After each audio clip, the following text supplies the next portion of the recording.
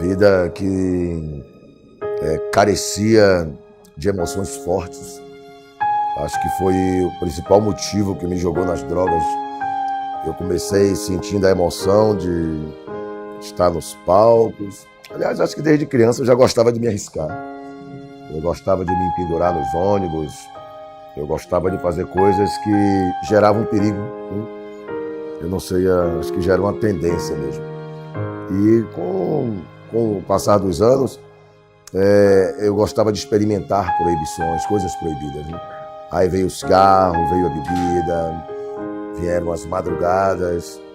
Depois veio a emoção dos palcos, que normalmente eram bem mais fortes quando se ingeria bebida alcoólica ou entorpecentes. E no meio de tudo isso, tinha também o conflito familiar, né? Os pais desejam uma coisa e às vezes a gente na rebeldia deseja outra. E houveram muitos conflitos, até que chegou o dia que eu resolvi sair de casa e fui viver a minha vida e aumentei ainda mais os conflitos, né? Porque um pai, quando ama um filho, não aceita, né? A mãe, quando ama um filho, não aceita ver o filho descendo pro abismo e simplesmente fingir que não se importa. Depois de alguns anos veio as alucinações com a cocaína, veio a síndrome do pânico, né?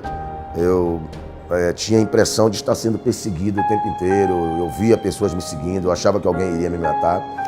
E antes das surras do meu pai, eu ainda uma criança também, eu me lembro que eu era atormentado por uma espécie de terror noturno, né? Eu tinha muitos pesadelos, eu via uma coisa me batendo, então a minha vida foi muito atribulada. E eu fiquei nessa vida aí por volta de 30 anos, 27 anos mais ou menos, 25 anos mais ou menos, na vida mesmo, me jogando de tudo quanto foi a altura, né? Foi o ápice de toda essa coisa ruim, eu precisava buscar ajuda. Eu tentei resolver meus problemas com o efeito da maconha, da cocaína, eu tentei fazer parte de religiões, eu tentei com o pessoal dos mormons que tentaram me ajudar, o pessoal das religiões afro, né, da bruxaria, tentaram me ajudar. E eu percebia que até a própria macumbeira que tentava me auxiliar era uma pessoa que gostava de mim, mas tudo isso só piorava a situação, né? Eu me sentia perdido porque isso não gerava em mim um ideal, né? Um ideal. Gerava em mim até uma expectativa de que as coisas iriam se solucionar, mas eu sou um homem assim que gosto de me apaixonar, entende? Eu gosto de viver, e eu precisava de uma coisa que me desse uma razão, né? Uma razão. Eu não estava tão preocupado em resolver os meus problemas, porque se eu resolvesse os meus problemas e não tivesse uma razão para viver, os problemas provavelmente voltariam.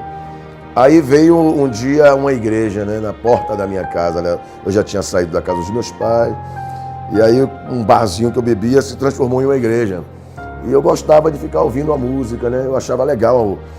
Achava estranho por que pessoas iam para a igreja domingo de manhã, não iam à praia, né? Um dia, depois de uma overdose, eu resolvi ir naquela igreja, mas não para ser cristão, mas como uma despedida, né? Me despedi assim. Havia um crente que sempre falava de Jesus para mim, e eu meditava, eu ruminava muito as coisas que ele me falava, e ele falava de Jesus, que Jesus morreu por mim, eu não entendia como uma pessoa que morreu há 2000 anos atrás morreu por mim, como entender isso? Ele tentava me falar sobre uma certa trindade, que eu dizia, mas como é isso? Não, como é isso? Não. Um dia, mesmo sem saber como, eu acreditei. Eu disse, poxa, eu creio. Eu criei que existia um ser sobrenatural que me amava, né? E que amava todo mundo. E eu fui na igreja naquele dia, foi o primeiro passo. Eu disse, foi um dia acordar crendo nas conversas de um crente. Por isso que eu acho que um crente deve ter muita conversa. Mudou tudo. Não ficou nada igual, porque não foi só fazer parte de uma igreja, não foi só mudar de religião. Eu tive que acreditar em Jesus, implicava em deixar de acreditar em tudo. Tudo que eu acreditava. Deixava de acreditar nas minhas fórmulas de felicidade, nas minhas maneiras de conseguir realizações interiores, na maneira que eu achava que um filho tinha que ser com o pai, e um pai ser com o filho, nas minhas bases religiosas, nas minhas convicções filosóficas, porque eu sempre apoiei muito o movimento negro, sempre estudei muito a África, sempre me envolvi muito com essas questões. Então não foi simplesmente um dia eu vou ser crente, mudou tudo. O que mudou na minha composição, eu não vou dizer que a minha composição mudou, a minha composição amadureceu, cresceu.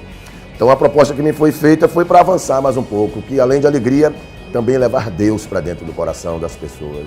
Descobrir o coração do ser, descobrir o caminho do coração do ser humano é algo muito complicado.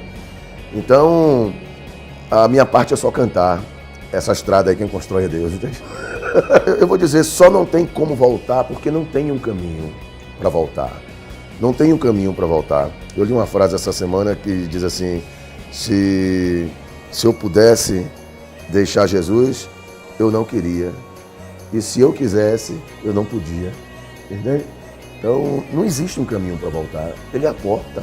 Para todo lado que eu viro, tá ele lá na minha frente. Ele não tem como voltar. Não é uma opção. Aconteceu, entendeu? Aconteceu.